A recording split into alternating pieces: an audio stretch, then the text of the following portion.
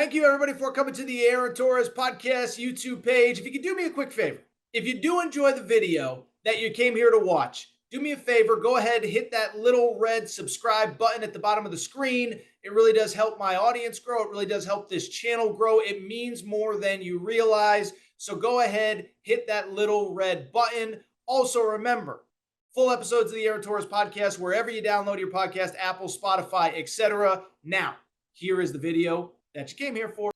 With that said, let's get to a very quick early look at some of the guys and girls that could potentially be candidates for this job. And by the way, I don't think there's any females. We'll see, TBA, but let's look at some of the candidates that I do think are realistic for this job. And these are people that, frankly, we've talked about quite a bit on this show.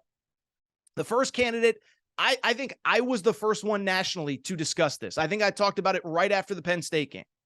That candidate, the guy that I think should be priority number one, is Deion Sanders. And I've talked about Deion quite a bit on this show, but I do think it's worth reiterating. Deion is not just a really famous guy who coaches college football. No, he is a guy who has turned into a very good college football coach. So he started during the COVID year. If you remember, FCS actually played in the spring.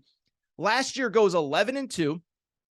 One of the losses, by the way, was to an FBS team. So against like-minded competition with same scholarship numbers, same scholarship counts, all that, Jackson State went 11-1.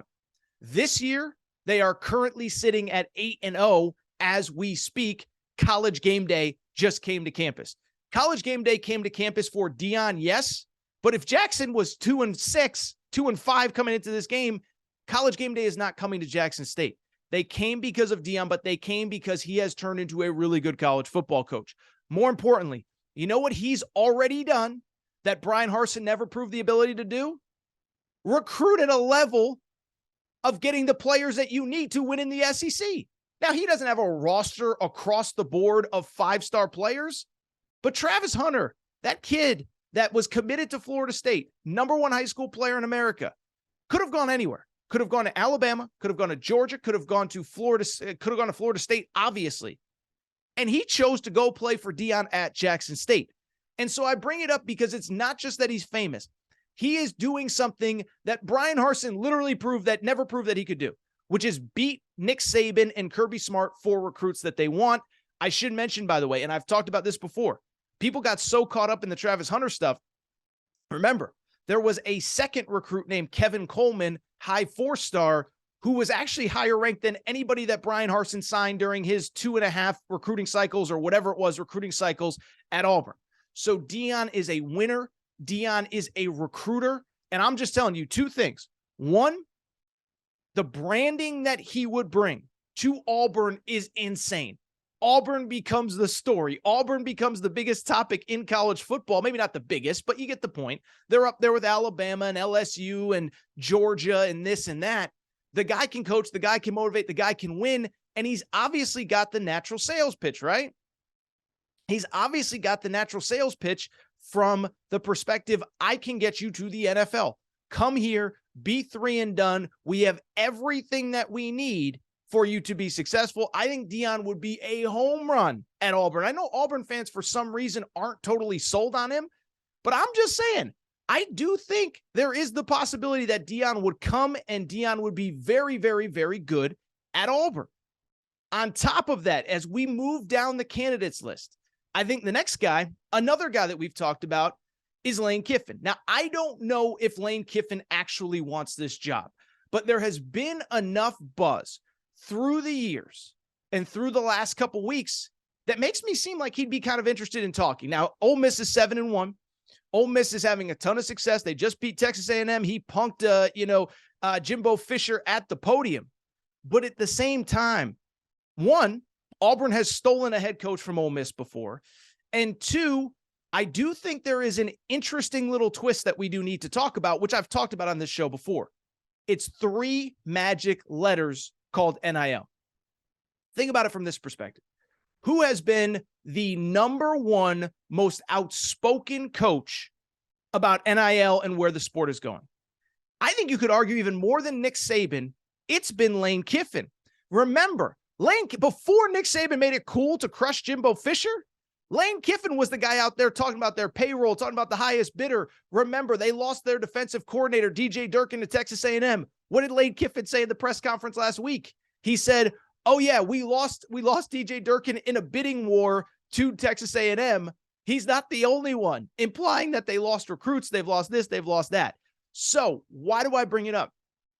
It is because Auburn is very active in the NIL space. I saw Ross Dellinger bring up the idea of, that part of the reason John Cohen is leaving Mississippi State for Auburn is because Auburn's raised some real funds in terms of NIL. $13 million was the number that Ross Dellinger put out. And you have $13 million in NIL money to mess around with. You can win at the highest level. You can compete at the highest level. You can get the best transfers you want, the best 5-star recruits that you want. And why this is important is because of this. I don't think in a pre-NIL world, Lane Kiffin, 8-1 at Ole Miss, top 15, he leaves. But here's the one thing that I have found out about, the thing I've learned about coaches through the years since I've started doing this, okay? What I've learned is coaches love where they're at until they don't feel like they have every resource available to them to compete at the highest level, okay? I go back to 10 years ago, it was facilities. 10 years ago, it was nutrition. 10 years ago, it was a juice bar. 10 years ago, it was whatever. Assistant coaching pool, assistant coaching salaries. Well, now it's NIL.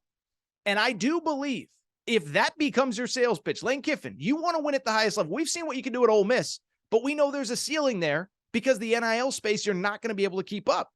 Well, Auburn can, and Auburn is destined to. And to me, that is why I think Lane Kiffin at least listens. He's making a lot of money. He's winning a lot of games, but I don't think you can look past the idea of Lane Kiffin at least considering the job. Let's keep it going. Third candidate, I think this is the third obvious one. And then after that, you start to get into a little bit of a gray area. It's Hugh Freeze. And so we have to clarify one thing with Hugh Freeze, because on Friday, it was announced that he signed a contract extension at Liberty that's going to pay him $5 million a year. Talked about this on Monday's show. I do not believe that contract will be prohibitive from Hugh Freeze leaving Liberty. And what do I mean by that? What I have read and what I was told, and I saw Chris Vanini from The Athletic was the first person to report this.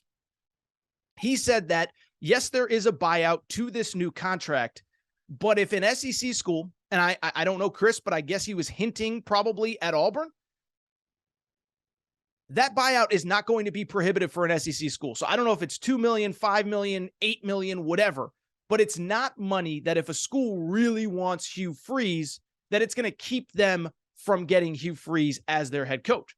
And so I bring it up because I'm just saying he's making a lot of money, but you can get him out of that contract. Now, the important part with Hugh Freeze, the resume speaks for itself, but the important part with Hugh Freeze, I just told you he's making $5 million a year. So he's not coming for 5.5. He's not coming for 6. I mean, you want Hugh Freeze, you're probably going to have to give him maybe not quite the Saban Kirby $11+ million a year money, but you are going to have to give him realistically. I mean, I don't have a number in my head, but 7.5, $8 million, I would think is the starting point. So Hugh Freeze, don't let that extension fool you. He will still very much be a candidate, but I would also say this, if you can get him, I'll tell you, outside of Kiffin, there's only one guy out there that has proven that he can win at an insanely high level at Ole Miss. And I know stuff happened in his personal life. I don't think anybody cares about that anymore, including Auburn fans, by the way. I don't think Auburn fans care. I don't think they care at all. As a matter of fact, I think all that they care about is, if my memory serves me correct, there are only currently 3 head coaches in college football with more than 1 win over Nick Saban. Dabo Swinney, really good. Gus Malzahn competed against Saban every single year for close to a decade. And Hugh Freeze is the other one. And Hugh Freeze, you bring him to Auburn now. Think about it. This guy's won everywhere that he's gone, okay? This guy won at Lambeth, a D something, an NAIA school. He won 12 games in year 2, 10 wins at Arkansas State in year 2. Ole Miss, he has them in back-to-back New Year's Six Bowls. Liberty, 7-1, going to Arkansas this year in the top 25. And so to me, you start to talk about candidates, who's realistic, who isn't. I think Hugh Freeze is probably the most realistic that I think you could like Dion. I don't know if he cares about being in the SEC. Now he did say that on 60 Minutes that he is willing to consider leaving if the job is right. He'd at least be willing to listen. Lane Kiffin, I don't know if he's willing to leave for another SEC job. Hugh Freeze is one that I do think you can get. But like I said, you can't be coming at him with $4.5 million a year. That's already what he's making at Liberty. Really quick, a couple other ones. I think Matt Rule is at least worth making a phone call to. Now, I'll be blunt. This is the former Carolina Panthers coach. He feels more Midwest, Northeast to me than he does SEC. But I mean, he won 11 games at Baylor in year 3. And he's a program builder. And again, in the NIL space, I think he will be able to get players that are really good. The problem with Matt Rule, of course, is keep in mind that Matt Rule, of course, is just got a $40 million buyout from the Carolina Panthers. So I do not expect Matt Rule to have interest in a college job, at least not this year. And finally, I'll give you one last name. Well, I'll give you 2 more last names. One, Jamie Chadwell, Coastal Carolina, is really good. Now, the knock on him is he's never coached at the Power 5 level. He went from a D2 to the FCS to now the Sun Belt at Coastal Carolina. But that guy's won every single place he's gone. 11-1, 11-2, 7-1 this year. And while I know I just said Bryan Harsin, you don't want to bring in a guy that's never coached in the SEC. This guy's never coached in the SEC, but he's at least familiar with the area. Bryan Harsin was coming from the Pacific Northwest, Boise State. This guy is coming from, the South Carolina. He's coached and recruited in the SEC area for years. And so to me, I think it makes sense. I don't think he's your first call. I don't think he's your second or third call, but I do think you have to at least consider calling him. And then finally, I'll just throw out a little bit of a wild card. One thing with coaches, they love working for guys they know, and they don't love working for guys or girls that they do not know. And so I bring it up. Can you get Mike Leach out of his contract at Mississippi State? I'm not saying it's going to happen. I'm not saying Mike Leach would want to leave. I'm not saying John Cohen would be interested. But John Cohen, the new Auburn AD, is the guy who brought Mike Leach to the SEC. Well, now he's leaving. As I said, Mississippi State is behind on NIL. I hate to say it, Mississippi State fans, but it does feel like there's a ceiling on what your program could be capable of.